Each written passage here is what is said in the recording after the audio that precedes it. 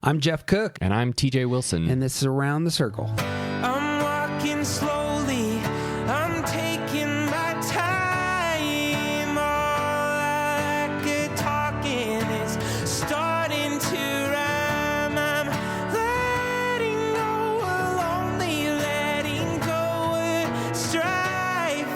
I just can't get enough of this beautiful life. The Enneagram is a map of the human personality. It's a tool for navigating relationships. It creates language for what motivates us and helps us look at the way we look at everything else. Most importantly, the Enneagram's a mirror because sometimes you need help seeing yourself. My name is Jeff Cook. I'm a philosopher in Greeley, Colorado, and with me is TJ Wilson, businessman, lover of theology, and Enneagram ninja. Hello.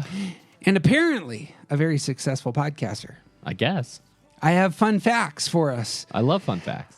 I pitched this earlier in the Lord of the Rings series, that if somebody gave us a 200th review, that we would shout their name from the rooftop. So I'm not going to shout it.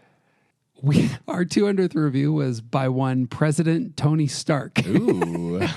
Which, you know what? I'm going to take that all day long. It's great.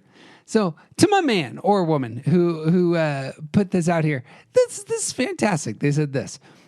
This show literally revealed to me who I am, helped me make sense of so many of my actions and feelings.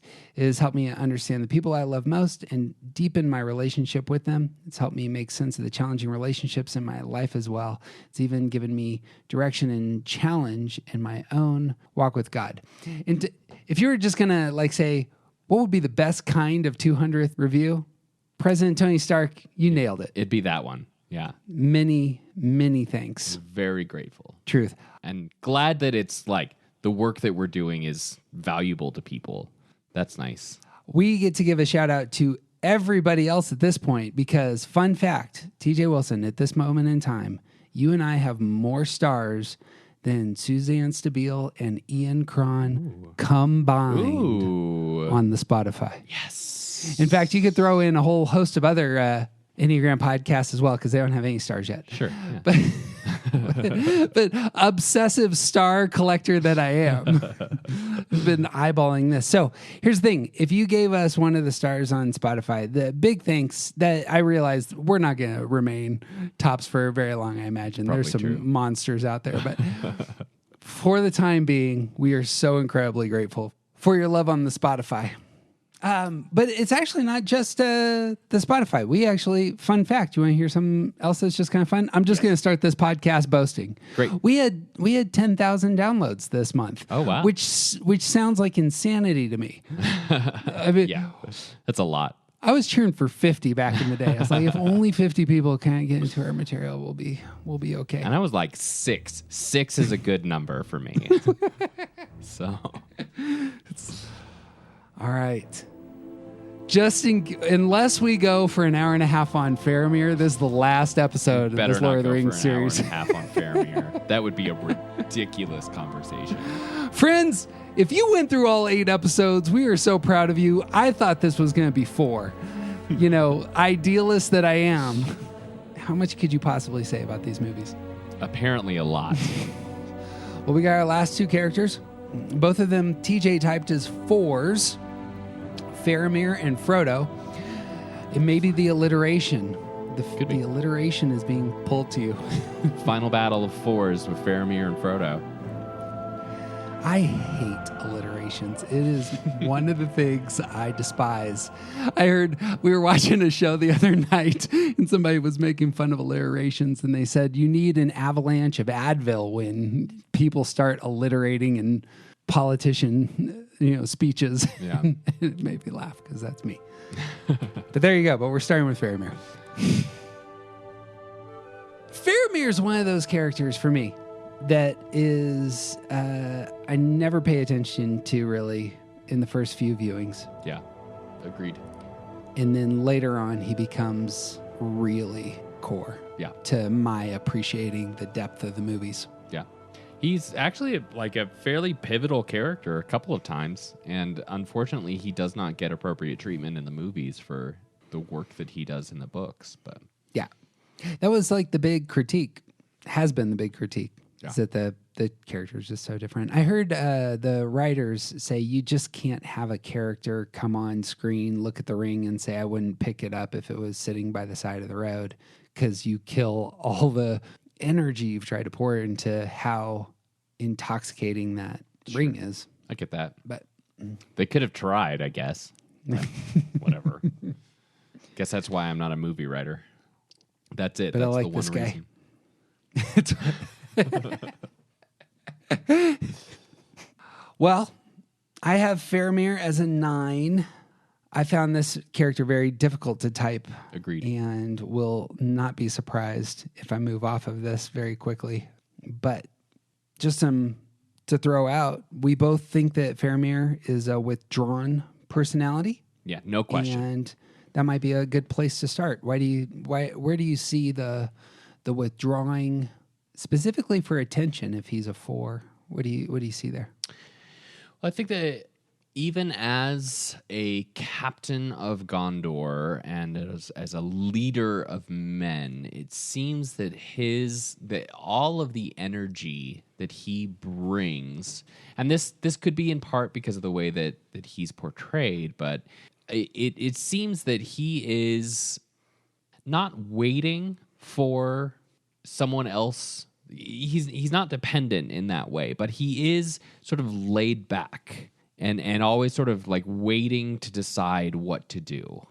And it's not that he's waiting for someone else to compel him about what to do. It's that he sort of takes his time to make all of his decisions. He's not really putting a lot out there for other people to sort of react to.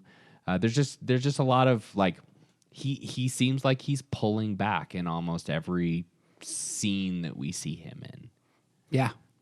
I see on this front that he is using a lot of references to the past. Mm-hmm. And that becomes for 4, 5s, and 9s, using tools from the past to get what you need now. It's just real common. Yeah. There is a nostalgic element here, which certainly works for 4s, but 9s will have those tendencies as well. Yeah, absolutely. Yeah, the 9s and 4s and 5s, all the withdrawn types, there's a sort of looking to the past to inform what we're doing now, what kind of plans we're making for the future, etc. And he has so much language and sort of looking behind him that he's continually doing. There's a scene where Pippin comes out dressed in a uniform of Gondor, freshly pressed, right, looking sharp. And Faramir comes around the corner, sees him in it, and just the waves of nostalgia go over him, and he sees that was my outfit. And the way that he tells that story is a very nostalgic kind of way. I remember when this outfit was for a small boy who would run around these halls. It's like, well, you could have said that differently, but that's part of his being seated in the past. This actually pushes into the 4, if you want to go there, because there's romantic remembrances here. Once belonged to a young boy of the city, a very foolish one, who wasted many hours slaying dragons instead of attending to his studies. Yeah, I think that is actually probably the biggest point for 4 for me, is that romantic.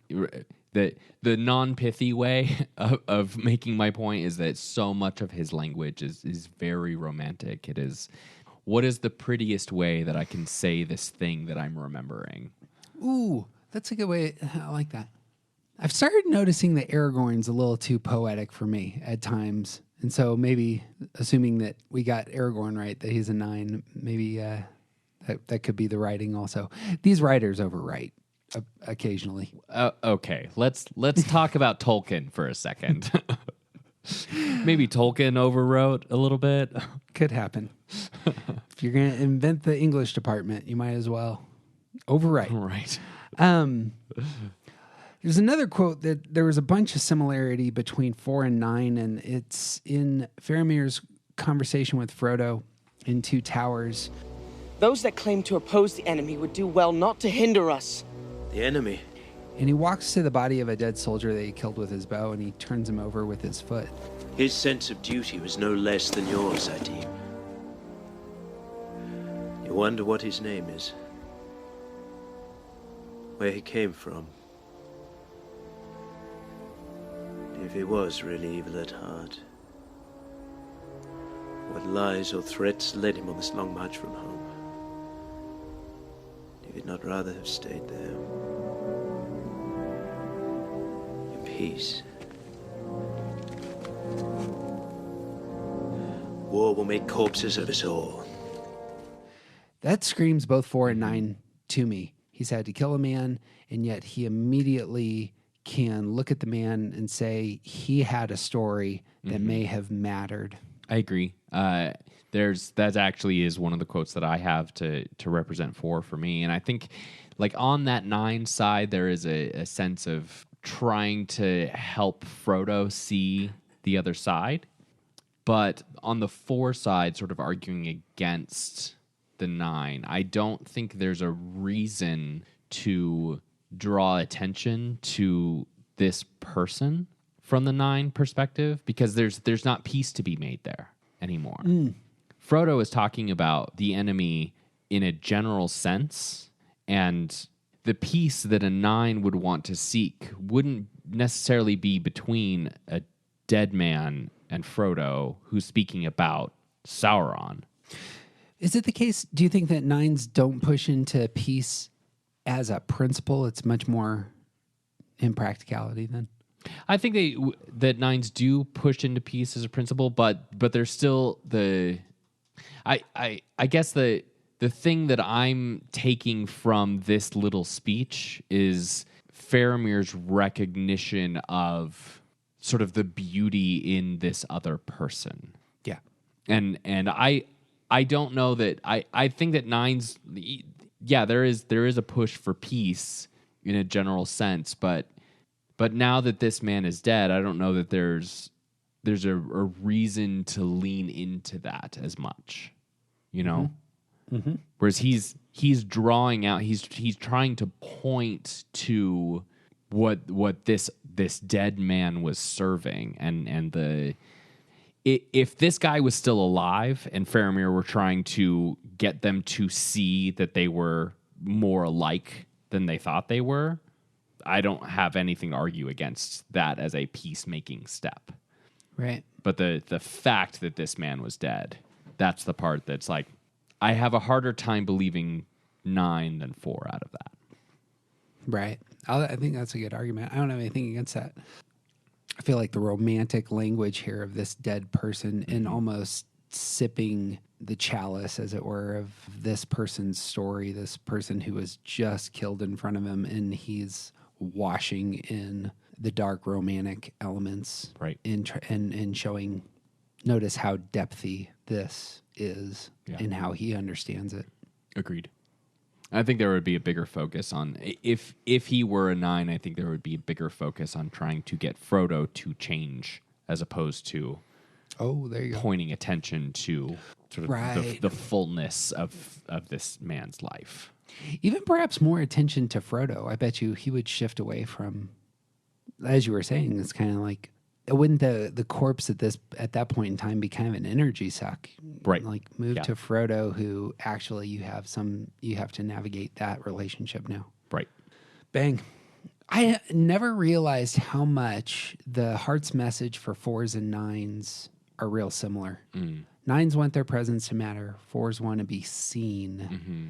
In his experience of his father, that feels like a lot of his language can kind of go both ways. Yeah. He clearly wants his presence to matter as being a professional soldier who does his job really well. Right.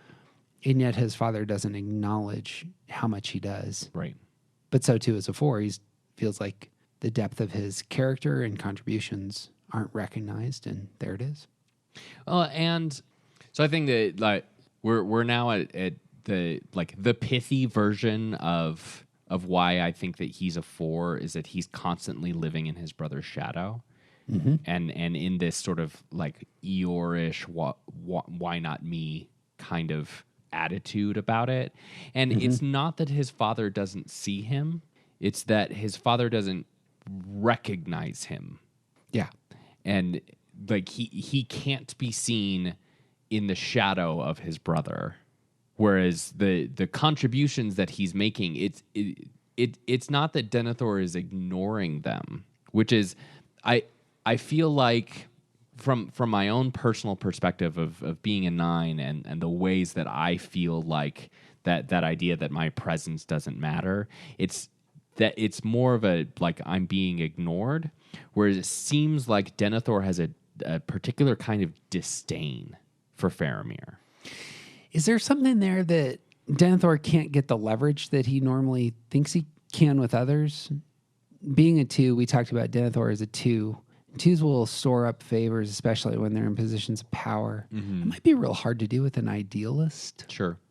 Well, and when the only thing that Faramir wants is to be seen and acknowledged and loved for simply being Faramir, there's no favors to be gained for that.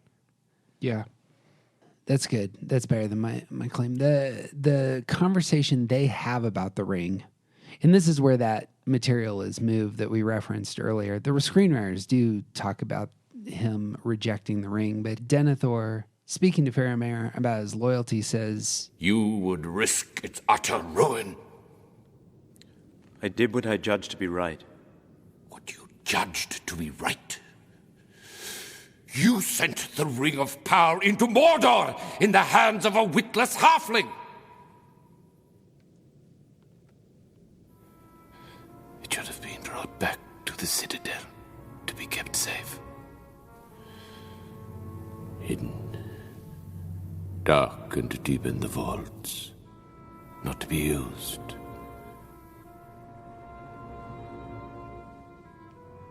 Unless at the uttermost end of need. I would not use the ring. Not if Minas Tirith were falling in ruin and I alone could save her. Ever you desire to appear lordly and gracious as a king of old. he's trying to elevate his character in front of his father in a display that actually is worthy of recognition. And his father, toxic man that he is, sees virtue as some sort of deficiency. Right. And I would even go a little bit further and say that Faramir is not necessarily trying to elevate his virtue, but trying to be true to what's in his heart. Yeah, there you go. That's a And Denethor exactly right. sees it as false piety Right. because Denethor can't see him. Yeah. Faramir probably knows that it's praiseworthy though as well. He has a good I would radar hope so. for goodness. Yeah. But I think that's right. It's I imagine it's a great good for a four to understand not only that they're being true to themselves, but also this is the good life, the virtuous life, the life well lived is the one that I'm embracing. And this decision is important as well. Yeah. In another part of the conversation between Denethor and Faramir, Denethor eating says, Is there a captain here who still has the courage to do his lord's will? You wish now that our places had been exchanged. That I had died and Boromir had lived. Yes. I wish that.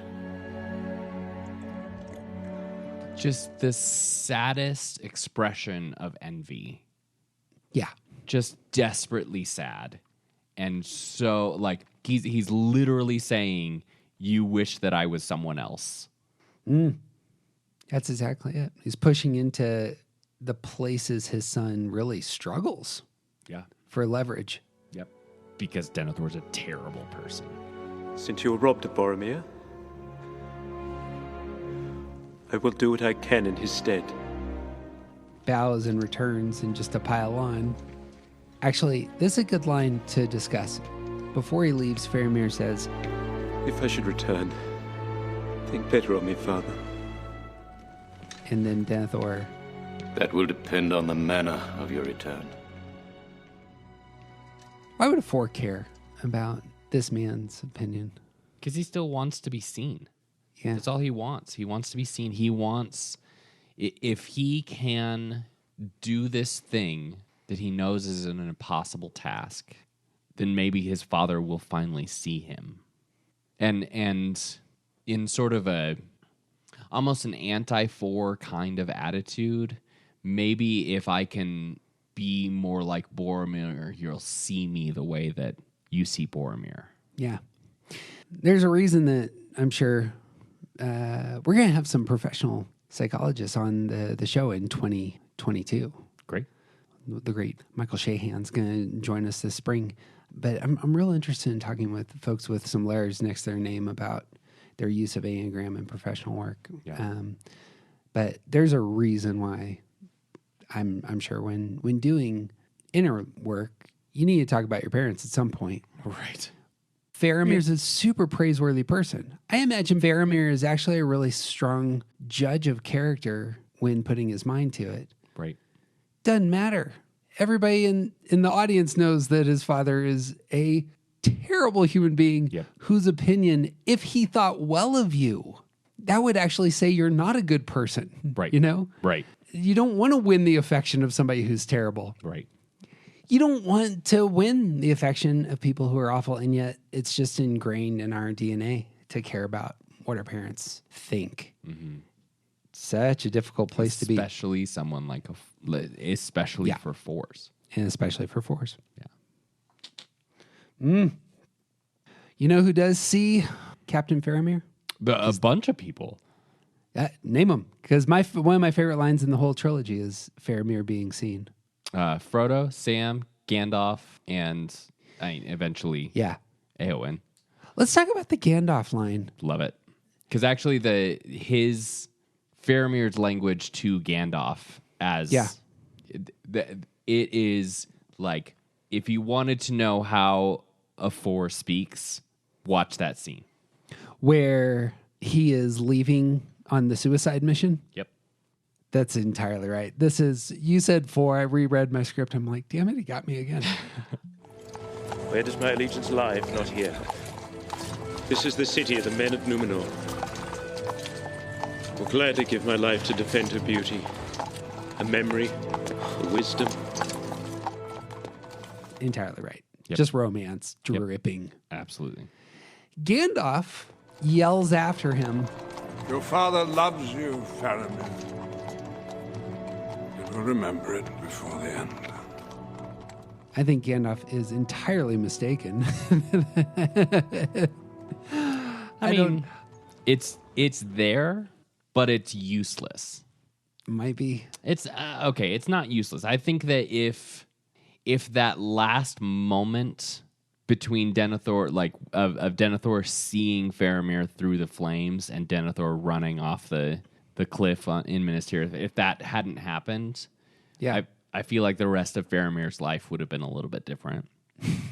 Oh, what do you mean? Because he has like the tiniest glimmer of fatherly love.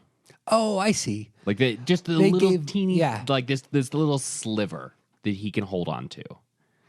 You got to give the guy a payoff. He's spent 2 movies trying to get an itch of affection. Yep. And he got a little teeny tiny itch.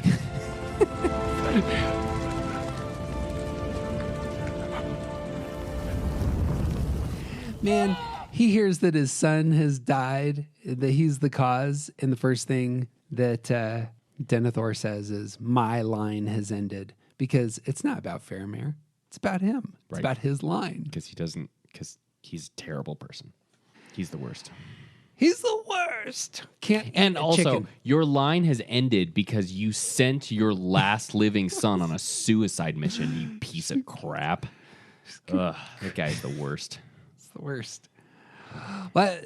You got a Frodo seeing Faramir line then?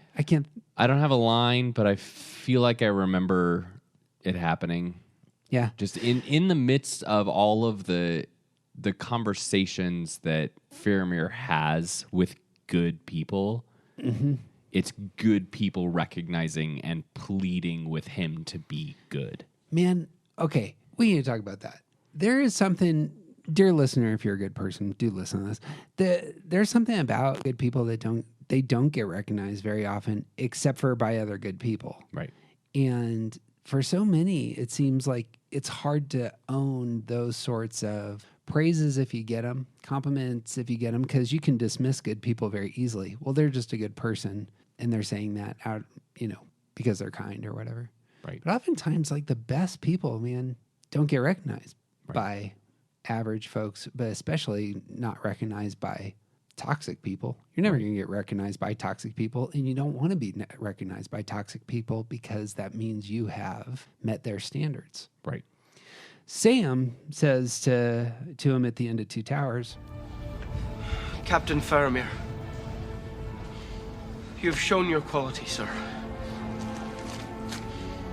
The very highest.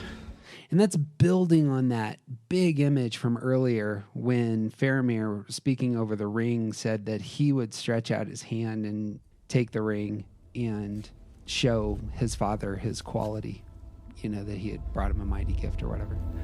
Chance for Faramir, Captain of Gondor, to show his quality. Mm-hmm. Here, the hero of the story, speaking very clearly, and Faramir returns the compliment. Shire must truly be a great realm, Master Gamgee, where gardeners are held in high honor. That's a good line. Good. Yeah. Giving and receiving. Two good men. And they move on. Notice also that it's compliments for their type too. Like this is one of the reasons that Gandalf's line doesn't work, is because that's not what Faramir needs to hear. Right. Sam says to Faramir, "You have shown your true qualities," and Faramir says to Sam that a gardener, even a gardener, is important. Mm-hmm. Those are things that speak into the heart of a 4 and a 6. And like the 4 needs to know that his father sees him, but the way that Gandalf says it doesn't hold any meaning to him. Right. True. TJ, what does the future of the union of Gondor and Rohan look like when you got a 4 king and a 4 queen coming together? Because Eowyn we typed as a 4. Man, hopefully it'll be pretty.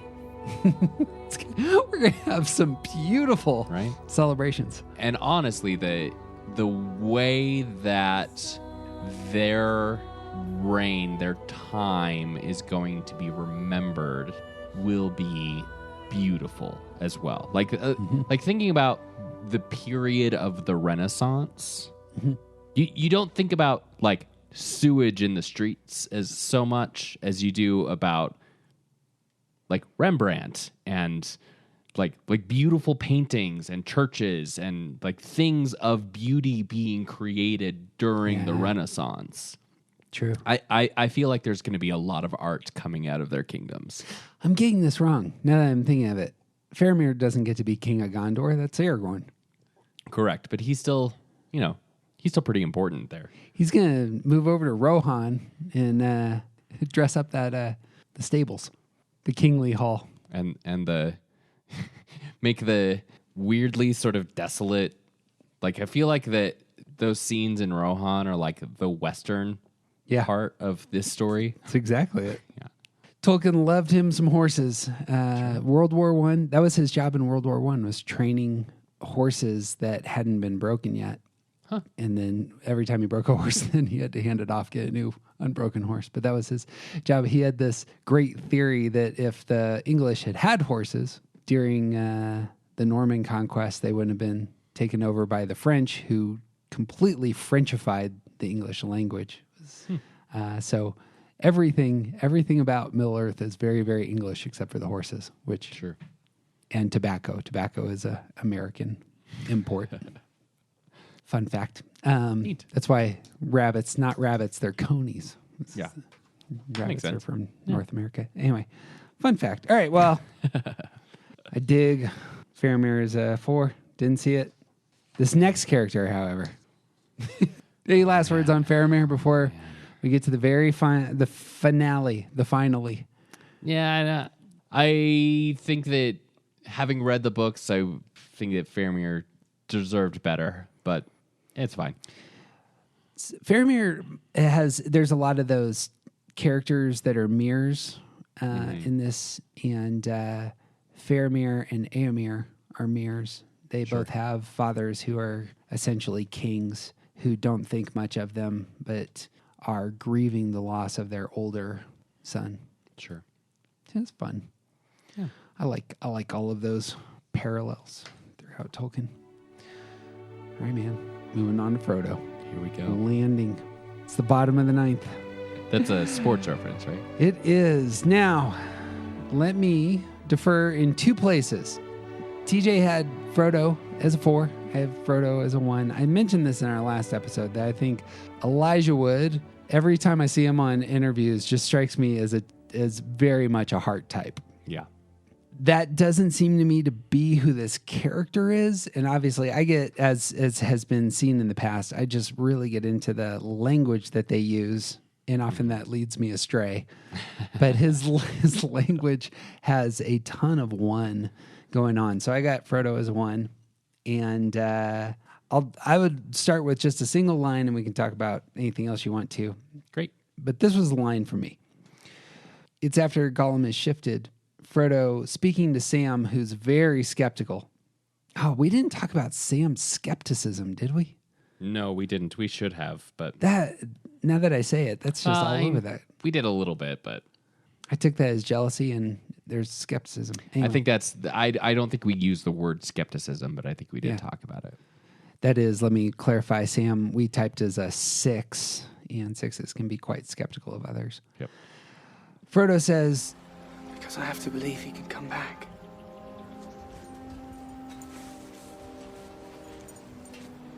You can't save him, Mr. Frodo. and that's what snaps Frodo. And he jumps on it, and he says, What do you know about it? Nothing! Quickly realizes he went too far. I'm sorry, Sam. I don't know why I said that. I do. It's the ring. Frodo again Can't raises take your eyes up. off it. I've seen you. You're not eating. You barely sleep.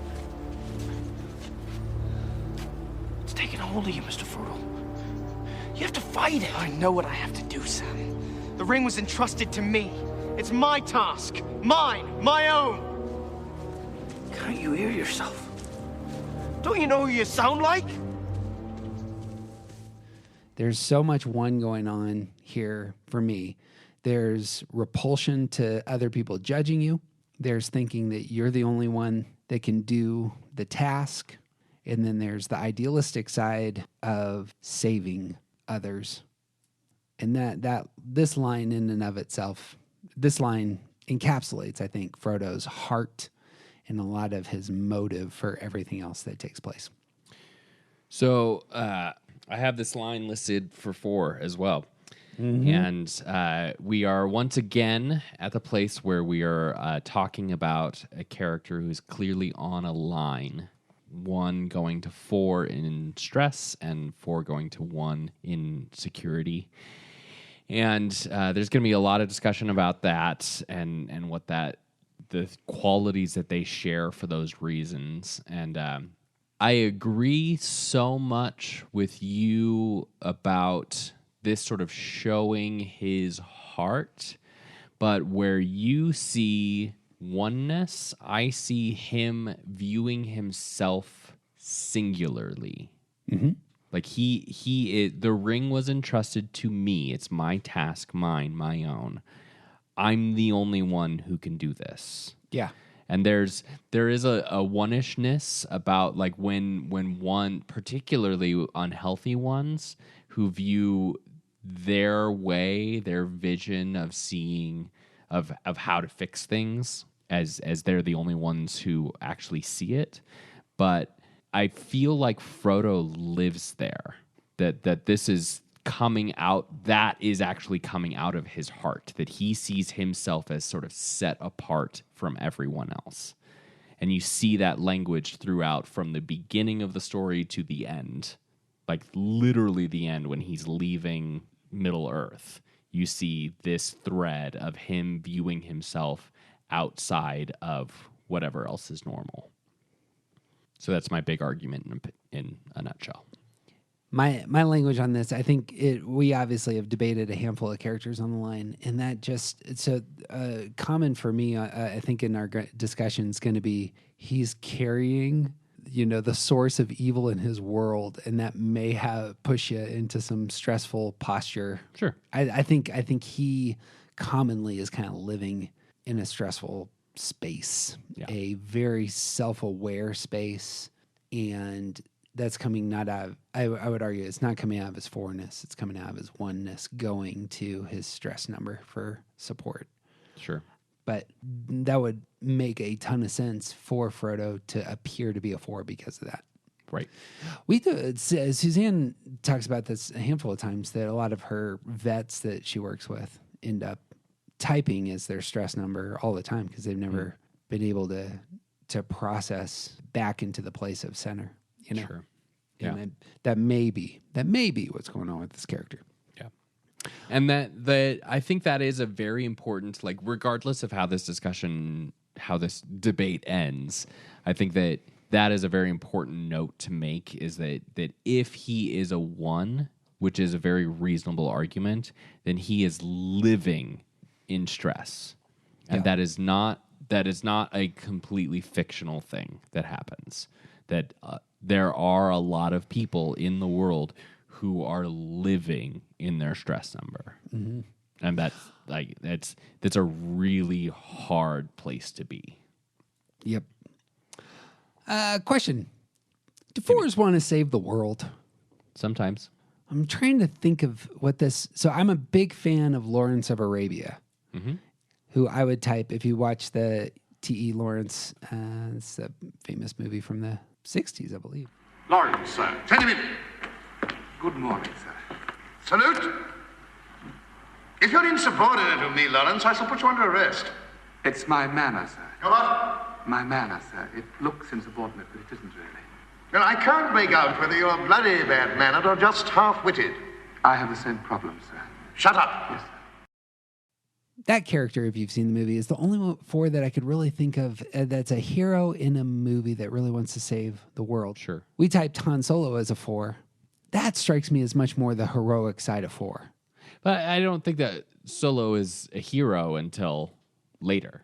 I think he's drawn into his heroics and lives in his normal 4ness for a while before he decides to actually join the team. Being Han Solo, he seems like he should be singular, and he just isn't. He's always with other people. He's got a big furry buddy all the time. He ain't Solo. Sam. What's that? Samwise. Samwise is... Frodo's with Sam the whole time. He wants... The end of that movie is him really wanting to get away. It's really Sam that pushes the partnership, and actually Frodo casts him away there at the end of Return of the King. But he's still not alone in that moment. At the end of Fellowship, he's leaving to save everyone else. Go back, Sam! I'm going to Mordor alone. Of course you are. And I'm coming with you. And even at the end of Return of the King, it's not actually at the end. When he casts Sam away, he's still not alone. He has Gollum. I guess that's true. Yeah, at that point. True. I would be curious if does Gollum count as a companion? Does he, in leaving Sam, is he leaving Sam in the Fellowship because that's the right thing to do? Or is he leaving Sam in the Fellowship for some other reason at the end of Fellowship? My general sense of that has always been that he thinks that he has to do this alone, especially because of the way that Boromir reacts. Mm-hmm. Because he's the only one who can carry the ring, that he has to do this on his own now. Yeah, and that's just his belief. Yeah. It feels like a one-ish belief to me. That I feel like I can't speak for 4s here, but it feels like one certainly would come to that conclusion very quickly.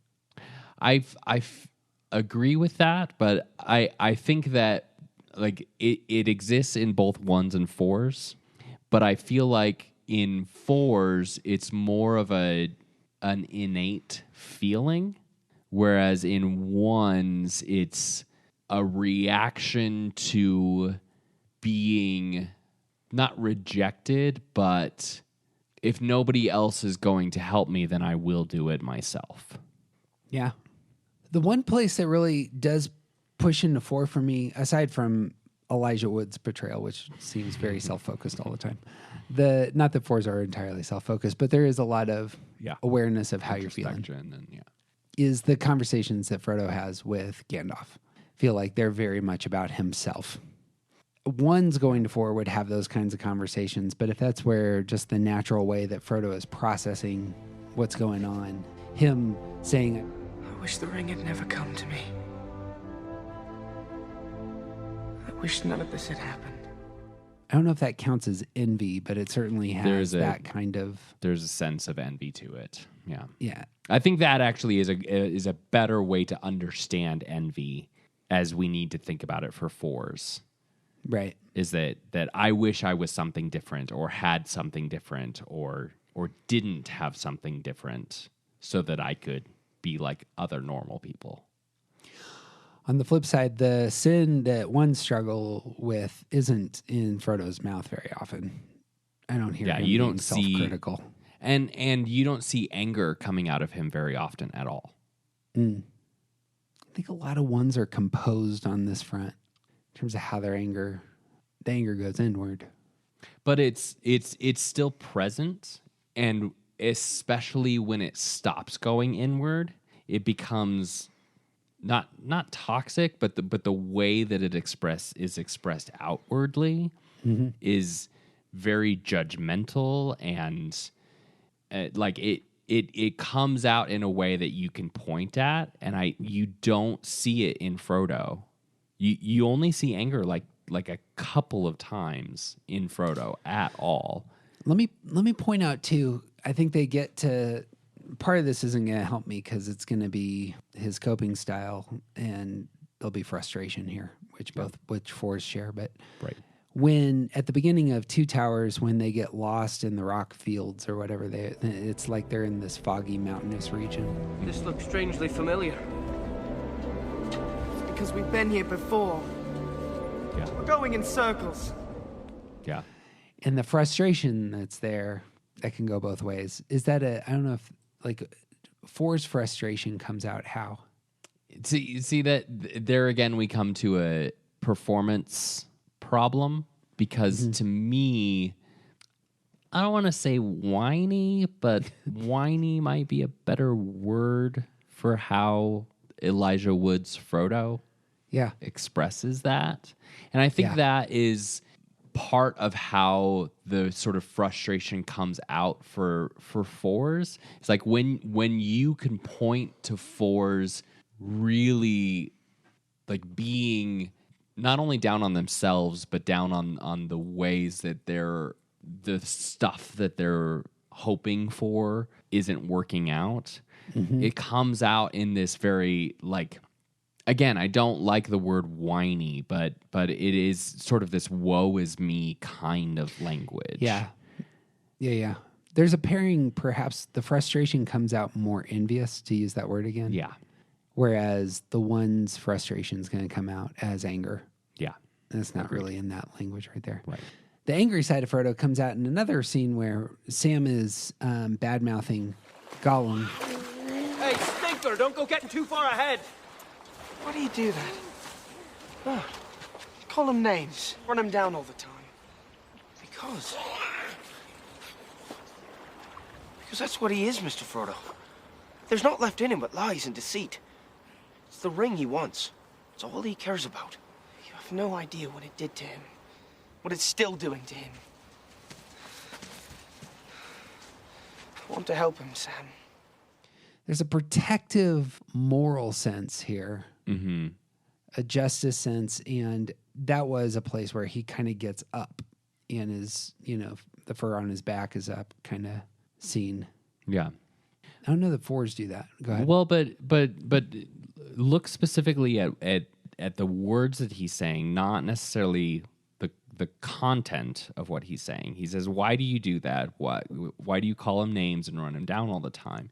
That is not prescriptive language, which is ones are more likely to be prescriptive. Like he's not saying stop doing that. He's trying to get to why Sam is doing that. Like his language is inquisitive. I feel like it's an unconscious appeal to a moral rule. And, growing up in the house of a one who routinely used questions of this sort. So, why are you doing that right there? Sure. So when you said this, were you really trying to... I'm trying to think of something my dad would say. This isn't how he would say things like that, but it would come out as these. There's a question, I realize, but it's really a statement going on there. Yeah. Well, and for me, the place where this sort of lands, the sort of crux of this discussion between Frodo and Sam, that leans more toward 4 for me. When Frodo says, "You have no idea what it did to him, what it's still doing to him." I want to help him. Like there's a sense of Frodo seeing we're still on the line. So this goes. You can argue this both ways, but to me, there's a sense of Frodo sort of seeing the beauty that is in Gollum and seeing the character that's there and wanting to draw out what's good about Gollum. Mm-hmm. Yeah, he's reaching for his secure side there. Then, yeah. Yeah.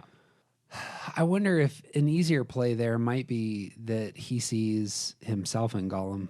You don't even need to get to 1. You can just say, I actually see myself in this other character. It doesn't have to be a security move. The last part of that is not because I want to save him, but... I want to help him, Sam. Why? Because I have to believe he can come back. Because I have to believe he can come back. Well, I mean, that works for both 4s and 1s, yeah. I mean, the idealism there is... That's what I see. What do you see? But I think that the implication of it is that I have to believe he can come back so that I can believe that I can come back. And that means that it's a self-focus more than it is sure. about goodness. Oh, there you go. And that might be a critical interpretation because I think that's great on the 4 side. Mm-hmm. That line screams 1 to me on the front of it because I need to believe that the world has meaning and that things can get improved in the general sense. But if you see Frodo as seeing himself in Gollum, which I think there is a clear thread of Frodo seeing himself in Gollum. Yeah. If we're talking about pairs, Gollum and Frodo are... Yeah. True. The one thing that Gollum didn't have is a companion. Because he killed him. Only other rules and standards... I don't know why I thought that was funny. It was just kind of a nice little tag there. Murder. At the end, when they're fighting over the ring, Frodo and Gollum's on top of Frodo, and Frodo's yelling out, You swore the precious! Smeagol promised! Smeagol lied. There's an appeal to a rule. That was the only moral rule that I had that popped up for me. Or an appeal to, were you truthful? Okay. Before. That's what like a 4 would do? Or are you a false person? Yeah, there you go. Actually, it's an appeal to, it's not the whole of this, but it's actually one of the most important scenes for Frodo and Sam is where Sam is caught with crumbs on his jacketses. Mm-hmm. And there is something about, wait, you can't be eating all the elvish bread.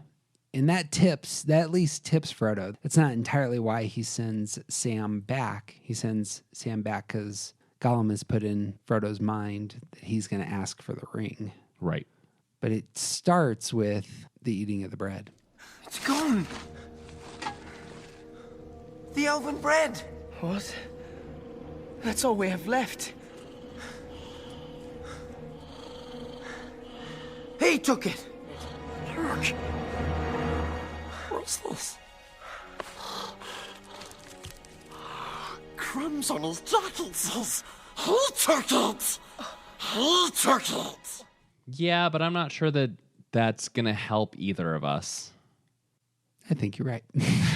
Is there anything we're saying about him sending Sam back? Does a Four send his, Sam away? No, Sam. It's you. I'm sorry, Sam. But he's a liar. He's poisoned you against me. You can't help me anymore. You don't mean that. Go home. Fours are constantly, continually pushing people away. Yeah. Not for this reason, though, don't you think? I mean, it's not like he wants Sam to come back, does he? I feel like He eventually does. I mean, yeah, true enough. I feel like fours push. Let me restate that. I feel like fours push people away in order to get them to return. I think that is an oversimplification of what's actually going on with fours. Yeah, I think let's talk about fours that. push people away because they feel like people are going to leave anyway. Because they feel in a similar way that eights don't want to be betrayed, fours expect people to leave them. Fours expect to be alone, to be singular. And eventually people are going to leave me because of my own deficiencies and whatnot. And I don't know that a lot of fours would necessarily voice it that way, but that's sort of getting... I think that's sort of getting to the crux of what they're sort of feeling inside. And so they push people away because they feel like they're going to leave anyway. Yeah. That feels entirely right. That does not feel like what's going on in this scene. I agree. I think that he is... I think he's pushing Sam away because he feels like it's time to finally cut ties with Sam. Mm-hmm. I don't know. He's so poisoned by Gollum at this point. I don't know what's actually going on in his mind and in his heart. He's all hopped up on ring magic, and then Gollum comes along and leads him astray. And I suppose that's true. Like the dehumanizing, the wraithing process has taken place in Frodo, and so it's hard to push into what Frodo and Frodo's motive is. At some levels, I think that's worthwhile response. A last scene that struck me as interesting is that I feel like he is aggressively honest throughout these movies, almost like an oversharer at times. It's like he's very much. Let me restate that. He's really bad at lying. Yeah, he has to tell his name. Always proud to cater to the little folk, Mr. Underhill. My name's Underhill. Underhill. And the bartender's like, "Okay, kid, whatever. Right. you meeting somebody you shouldn't be up in the the hotel upstairs. Right. That's where it's that's his Underhill. Okay." And then when he lies to Faramir, "And where is your skulking friend? That gangrel creature. He had an ill-favored look." That's one way to describe Gollum. An ill-favored look. You know what? I wasn't too sure about that naked man with the loincloth that looks like he's been out in the sun for 200 years. Like 6 total strings of hair that are like shoulder length. Hasn't seen a dentist recently. I mean, all the ill-favored look. Now, I will also say that my toddler today, come on, seeing Gollum, looked at the TV and went, "Baby, baby, baby." So good. Yeah. Frodo is reluctant to say anything about Gollum. He's protective of Gollum, and Frodo goes, There was no other. We set out from Rivendell with 7 companions. One we lost in Moria. And we lost one in Moria. Change the subject. Yeah. You know? Yeah. Just real bad at lying. He is real bad at lying, which is not an argument in favor of either one. Man, I just personally, I'm just crap at lying. I'm the worst. That's true. You are really bad at lying. But I've known some ones that are not bad at lying. Can I tell you? I don't know if I've ever said this. I think my wife's biggest critique of me throughout the whole of our marriage and prior to our marriage has been how terrible I am at lying and that I need to get better at this. When we're telling people we can't go to parties, when we're telling family members about the presents we got them. In her defense, part of why she's so frustrated about that is because you can't uphold the lie that she's telling. Oh, I know exactly why. Yeah, that's right. This is true. Which means that you ruin pranks, presents, excuses where you didn't, all kinds of things. But also, like, I have known fours that are pretty good liars, but also fours are desperately interested in authenticity. Yeah. And so many of them are terrible liars because they don't want to put falsehood into the world. Okay. I guess I could see that. My only other argument for Frodo is he seems real secure in the Shire, and he's way more outgoing. Dare we say kind of Seven-ish. Oh, here's another rule. Gandalf shows up, and Gandalf's late. You're late. It's the very first thing out of Frodo's mouth. You're late. Which, now that we're talking about security, doesn't help me much. Well, but, okay, so him in the Shire, we have almost no evidence of him being outgoing. Mm-hmm. Like those first few, like that first half hour of taking place in the Shire, there's very little to go on about who he is. Sure. Because all we really see is him interacting with Gandalf, and then Bilbo, and then Gandalf again. I mean, he's at the party. Leave. He's at the party. He's drinking with the guys at the pub. He's, but he's just there. Somewhere he's not reading. Necessarily like, if this is a scene of him in security, there isn't really any particular Sevenness about him. I don't know. He just seems more adventurous. He's calling Sam to get up and dance and have a drink with Rosie, and it just feels like he's loose. I agree, but I don't see that as. It seems like he's comfortable there, but I don't see it as necessarily like insecurity. Okay, yeah. I guess that's what I got. I suppose I'll just save the last image. I got one more quote for us if you got nothing else on Frodo. I did want to talk about the way that he talks to Sam. I'm pretty sure they're in Mordor, like, we're coming to the end. And Sam says, "Do you remember the taste of strawberries?" Uh-huh. And Frodo says, "No, Sam. I can't recall the taste of food. Not the sound of water. The touch of grass. I'm naked in the dark. There's nothing. No veil between me and the wheel of fire. I can see him with my waking eyes. Between me and the wheel of fire, I can see him with my waking eyes." And you had spoken before about Éowyn discussing like waking up from a dream. Yeah, with the wave. And the description of her dream. Yeah. Is this beautiful and sort of tragic language. Mm. And like this to me is basically the same thing, except describing his waking nightmare. Yep. On that side, it's if he's a 4, then Sam's almost trying to meet him in his nostalgia and it's clearly a terrible situation they're in. So let's sprinkle some beauty on it.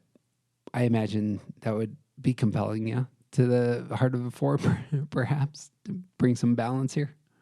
But I think you're right. I mean, it's. I hear that as we haven't talked a ton about this, but the coping style for fours is going to be emotional response, and there is this deep desire for people to see how much he's suffering. Yeah, in that line and in a whole host of other lines. I've kind of tried to stay away a little bit from some of the stuff that, if we were talking about Frodo from the book, there would be no discussion. He's a 1. I think that Frodo in the book is a 1. And the character portrayed by Elijah Wood has so much emotionality to him. And I've tried to refrain from leaning too hard on that. Mm-hmm. Because there's such a clear difference to me because of the portrayal in the movie, right? And because of the way that he sort of seeks, like coping style is a perfect example of he is continually seeking sort of emotional validation from the people around him. Mm-hmm. Don't you see how hard this is for me? Mm-hmm. And I don't think that is 1 at all. I think that's very, very much 4. But I also think that is Elijah Wood's portrayal within these films that were written by screenwriters, whereas the Tolkien version of Frodo, I think, is much more 1-ish. Agreed. Tolkien version, Frodo's 65 when he has the ring for a while before he sets out. And Elijah Wood is perpetually 19. He's like Paul Rudd 20 years ago. I was listening to the radio today and Casey Kasem came on. I was like, how is this guy still alive? He's still alive? Are you serious? We lost Betty White, but we still have Casey Kasem? Hello, I'm Casey Kasem. This week, a viewer writes, Casey, whatever happened to Eddie Fontaine? And was wondering if he still records. Bill Napier, Billings, Montana. Well, Bill, Eddie was accused of assaulting his manager with a deadly weapon with intent to kill. Sounding the same. Have you seen any of the memes about Betty White being 2021 being the Balrog? Betty White being, yeah. No. It's all over the place. It's hilarious. I will look those up. That's apt. Let's hope that she takes it all down with her. It'd be great. She returns to save us all. Now, what color will Betty White be when she returns? Golden. Gold. There it is. I'm no longer Betty the White. So good. All right. Well, a fight breaks out in Rivendell between a bunch of racists who are making fun of each other's cultures and their people groups. All fighting over who's going to be responsible for the One Ring. And Frodo Baggins steps up, says, I will take it. I will take it.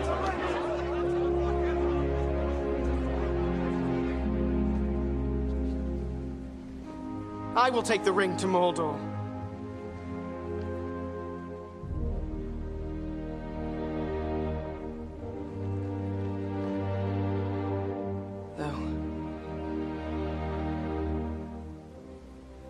I do not know the way. I think that's the line of the movie in a lot of ways. This is kind of the heart here. What's coming out of the heart of a 4 there?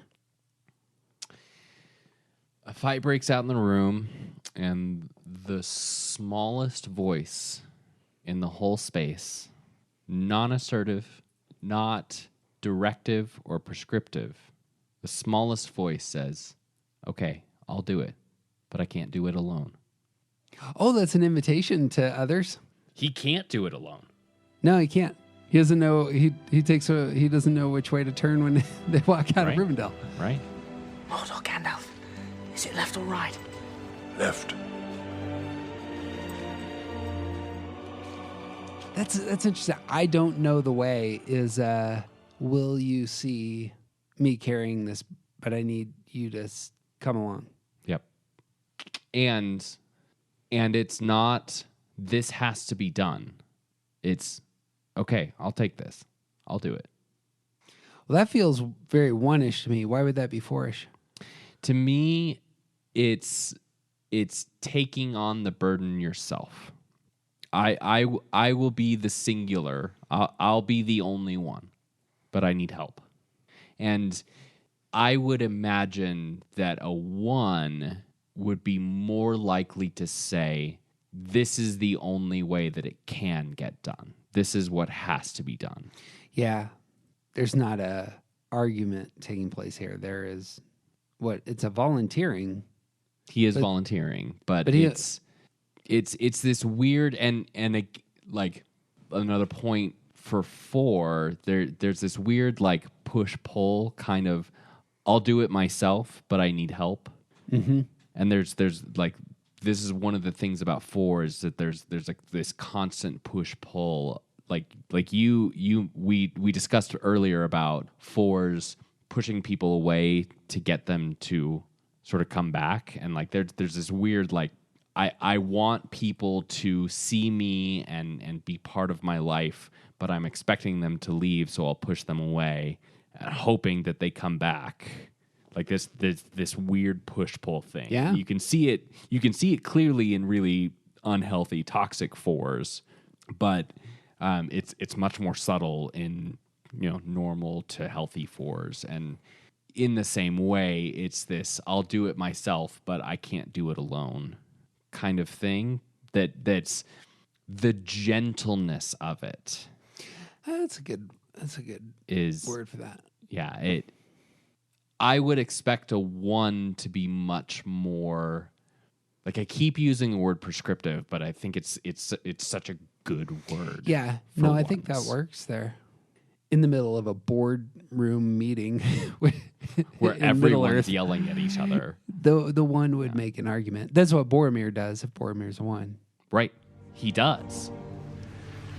In a dream, I saw the eastern sky grow dark, but in the west a pale light lingered. The voice was crying, "Your doom's near at hand. Isildur's bane is found." This is the argument for me having the ring. This is how this ought to go. Right. And then he tries to shoot down competing ideas. Right. Take note, 1s, man. They don't want to hear your argument. Just say, hey, I'll do the thing. We should do this thing. I'm not going to tell you why. I keep that to myself. Well, you can argue why. Like I think it's good to present your reasoning behind why you think that. The problem is you're the that 1. You think that you're the 1s, not you specifically, Jeff. All 1s. You think that your way is the only possible way, and as seen by Boromir as well. Right. As a self-identifying 1, I want to make a pitch, and then I want somebody else to shoot it down. But if you can't shoot it down, then it is the right way. But even when we do shoot it down, you have to be convinced. That's okay. I mean, that I think that you need to be convinced by my argument. I'm not just assuming that I'm right. Take note of all the people that we've disagreed with. Convinced in rational discussion about why you're wrong. I have to be convinced that reason says that this is the right way to go. Yeah. That seems like a super healthy place to land. I don't know if you've paid attention to the last 5 years of our planet, but if I was putting my chips on somewhere that was probably the good place to land, that seems good. But you have to be convinced? No, I'm going with reason. Yeah, but if you yeah, we're going to get way too far in the weeds on this one. And I'll tell you what. You have done a fantastic job overcoming my objections. Notice how reasonable I'm being. However, you have one last bridge of Khazad-dûm to pass over. The Balrog has risen up. The Heorot's book behind me longs to have one final say. Can I have one more point? Oh, sure. The very last thing that happens, the last thing that Frodo says. We set out to save the Shire, Sam. And it has been saved. But not for me. That's a good line. from beginning to end, he sees himself apart from everyone else. Yep. He's not included. There is a side of that. I had that marked down as a one line that it reinforces the I do it alone side of things. But I do like that interpretation on the 4 better, that I'm part of the crew. I even want the crew to come along, but I'm never part of the crew. There's always some distance there. Yep. There's always some reason why why it's not for me. All right. Let me pull out the book. All right. All right, so this is our typing. This is our typing chart from the back of the Sacred Enneagram. 1s and 4s, mistyping frequency is rare. It says unhealthy 1s might mistype as 4s. Real healthy 4s don't mistype as 1s. Is that another thing?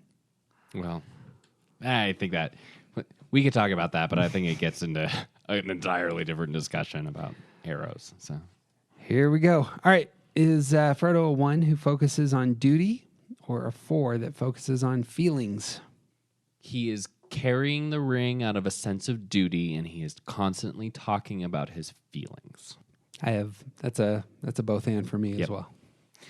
Is he self-denying or self-indulging? I mean, there aren't any skinny hobbits. Come on. It's true. That one's tricky because it is tricky. Like on this journey. I don't know that he's self-denying, but I don't see him indulging either. Yeah, there you go. I think that's right. Is he a 1 that pushes people or a 4 who withdraws from people? Yes. Right. Is he a 1 that's disciplined or a 4 that's whimsical? That's maybe a way to interpret his time in the Shire. It's not adventurous like a 7, it's whimsical. Yeah. Yeah, he is, yeah. Is he a 1 that is constant or a 4 that's changeable? Ooh, he feels like a real consistent character to me. Even as he's going downhill, it's pretty predictable. Yeah. Yeah, I don't know that I have anything to say about, what was the word for 4? Changeable. Changeable. Is that a fair word for 4s? Are they fluctuating in that way? I think that maybe emotionally fluctuating. Well, but is that what changeable is about? So I think what he's trying to get at is that 1s will present consistently as themselves, whereas 4s will present the fullness of whatever they're feeling in that moment. And in that sense, I think you could make an argument either way. Like he is consistently himself, and also he joins the Fellowship and then leaves all of them. There you go. To be by himself. And then he is constantly and continually and totally dependent on Sam, who he says, go home. Yeah. His constancy isn't based on principle, I think, in the way that this would want to suggest. Right. His consistency comes out of character. And pushing toward a single goal as well of getting the ring to Mordor. There you go. Noting, to circle back to the first dichotomy here, that he's focused on duty versus focused on feelings. He feels very deeply that it's his duty. Right. That's how he gets there. It's not a cognitive exercise. Right. That's a 1-ish way to come to duty is let me think through the principles. Mm-hmm. Once he's there, that strikes me. Frodo's a character of immense character. That was circular. He's a character of character. Those are 2 different types of characters. Right. Frodo's a man of great character. And so you can be a 4 of great character and be constant, even you can be a 4 who's a person of great character and have real consistency. Right. Anyway. Principled like a 1, self-centered like a 4. Man, that doesn't shine well on the 4. That's a hard. Are you principled, or do you only care about yourself? Right? What? There are no self-centered ones. That's for question. Sure. That is a terrible question. Yeah, we're gonna skip that. Emotionally constrained like a 1, or emotionally expressive like a 4. He is very expressive. Yeah, I agree. I don't think that's. I mean, I know are ones emotionally constrained? Is that a? I think the point being drawn there is that ones are in control of their emotions in a way that like they don't want to have outbursts because that's inappropriate, you know? Mm-hmm. Whereas as fours want to express fullness of their emotions. There you go. Book's going to give you a very big fat pitch for this last pairing. Is he judgmental like a 1 or empathetic like a 4? Yes. Oh, do you think he's judgmental? But I would lean a little bit more on. I guess he's not really judgmental. It doesn't really come out. I think there is some of that to his character, but you don't see it as often as you see empathy come out. Yeah, I think I suppose that his empathy, it seems to me, is all over this character. But now that I say it, I'm not sure. He empathizes with Sam's struggle for significance, even though he's clearly the leader. And he obviously is empathetic towards Gollum. That's a central part of that relationship. And it may be the case that that's self-serving, but when we initially encounter Gollum, that's one of the big places where the judgment lies. And I think Gandalf flips a switch in him. Yeah. To say when Gandalf says, "Pity. It was pity that stayed Bilbo's hand. Many that live deserve death, and some that die deserve life. Can you give it to them, Frodo? Do not be too eager to deal out death and judgment. Even the very wise cannot see all ends. My heart tells me that Gollum has some part to play yet, for good or ill, before this is over. The pity of Bilbo may rule the fate of many." Mm-hmm.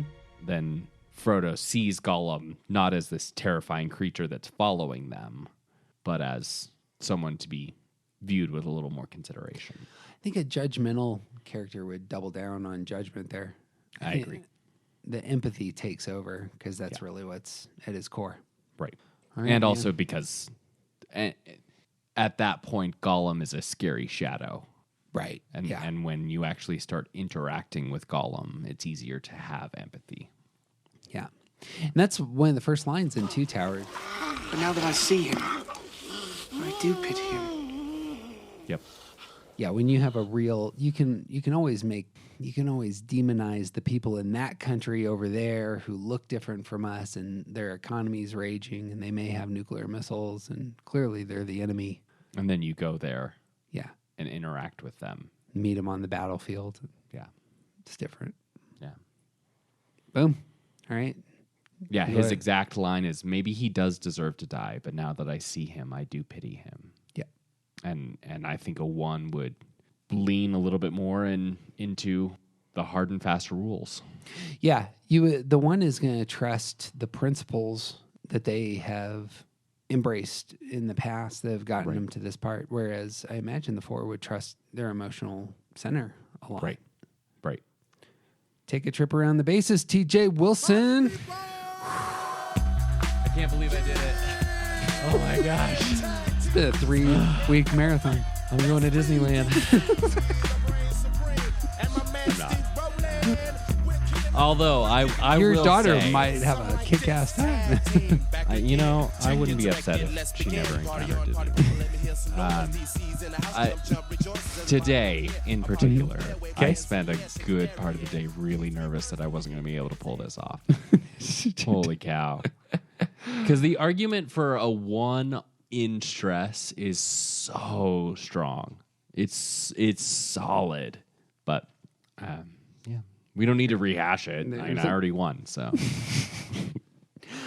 I like the argument. Elijah Wood is a 4, and absolutely. You absolutely cannot separate the character from Elijah Wood. I mean, maybe not. Elijah Wood may not be a 4, but those eyes or a heart type, I should say. Good night. Those eyes are 4 for sure. So good. All right, man. Well, there it is. Quick plug for where we're going. Don't turn off the podcast just yet. 2022 is going to be filled with us doing deep dives back into the Enneagram, not just characters, and no more typing. Like, we can start doing some legit work. Yeah. The first series that we're going to do is on love and how we connect with other people. I'm so thrilled about the material that we're going to hit up between here and Valentine's Day. You got to land the triple somersault on Valentine's Day. If you do an epic series on love, come on. Yeah. Should be nice. Lead up, help prepare for the love holiday. We have something very special for Valentine's Day. I'm so excited for this. And then we got a handful of interviews in 2022, and we're gonna do some one-offs. Lots of content that TJ and I have wanted to talk about for at least 2 years. But villain series and Lord of the Rings. Well, and also, part of it's that we had to just get through some time. Truth. My man, the next time that we record one of these silly things, we might be in the same room together. Ooh, that'd be fun. It could happen. Yeah, I'd like that. Well, that's what I got. I just want to reiterate that we landed in a place where all 9 characters of the original Fellowship are one of the 9 types. Yeah, we should go down the list. I didn't think about that. I'm super happy about that. I got the list right here. Oh, all right. I don't have them in order or anything, just the order that we discussed them. Let's go. Our final. All right, so this is the Grand Master typing throwdown list for Lord of the Rings. Who made it? Let's start with the ones. Who hit it? The ones. We have the 1-1, Boromir. Was our only one? This is the only one. How many? Of all 22 characters that we discussed. We had a slew of 2s, though. We did have a slew of 2s. For 2s, we have Gollum, Denethor, Galadriel with an asterisk. Yeah, big asterisk there. She's fine. Big asterisk. Galadriel is a very healthy character that we didn't necessarily land on, but I still say 2. She's going to live in the land of Thor. Yep. Which is our, what would you call that? That's purgatory. It's Enneagram purgatory. Galadriel, and then Arwen and Mariatic Brandybuck. Man, I wish I argued for Arwen better, because I listened to that podcast a handful of times, and I still like her as a 3. Wrong? No, you're wrong. Just like her as a 3. Okay. All right, and then moving to 3s, we had Legolas and Theoden. Hey, Theoden's one that you won. Yay! it's one that TJ spent maybe 20 seconds on and moved on to his big 9.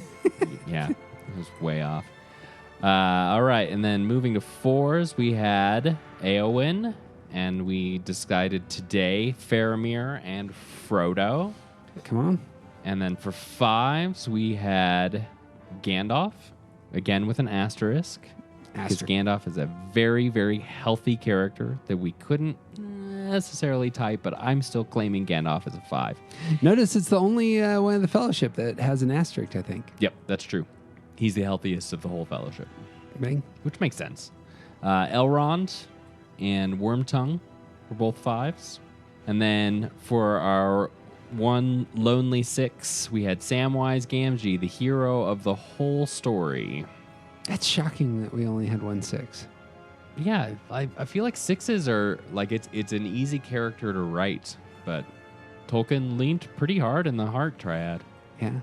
There's one grandmaster, like legit grandmaster Enneagram teacher who we saw speak last summer who typed Tolkien, I think, as a 5 or a 6. Okay. I think he wanted to put him on that line. And so I'm real surprised that that's how all the characters ended. So, yeah. Anyway. Interesting.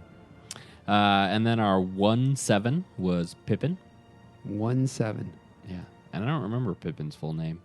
Peregrine Took. Oh, yeah. Peregrine Took, because his name's not Pippin. And then our single 8, Gimli. Gimli, son of Gloin. And for 9s, we landed with 9s were easy. It was Aragorn and Treebeard. Just a 2? Yeah, I think just a 2. 2 9s. So It's not me on that. A lot up front. It was just all hard triad. And then I suppose we had Ian Holmes' Bilbo as a 5 and Martin Freeman's Bilbo as a 9. Oh, that's right. Yep. Rock and roll. It's a good list. There it is. Should be proud of that list. All right, man. Well, next time we're entering a new year, looking for Betty the Gold to lead us out of this sucker into the promised land. Dear listener, it would mean the world to us if you take 2 seconds, give us some stars on Spotify or iTunes or your podcasting platform of choice. Reviews are always appreciated and they mean the world to us. So if you take 2 seconds to write a review, it helps people to find the podcast and allows us to keep going. So you can find all the links to all of our stuff at aroundthecircle.org. That will have a link to our Patreon stuff, which we are presently moving about half of our material over there and putting up videos, and we're going to do some fun stuff in the future, and you can get free tickets to events, which we're going to start up again this year, and shout outs on the Twitter and Instagram are always appreciated. But of course, the best thing you can do is share this with somebody that you love, preferably somebody who loves the Lord of the Rings and wants to talk about their inner life. So that's what I got. You got anything else? I got nothing, man. You see Jay Wilson, he's officially a perfect game thrower. 9 straight innings of fastballs. I did it. Bang, bang, bang. Victory lap. And I'm Jeff Cook. And who you aren't isn't interesting. If it's your duty to throw the Ring of Power into fires of Mount Doom, then by God, you need to go and do it. Even if you don't know the way.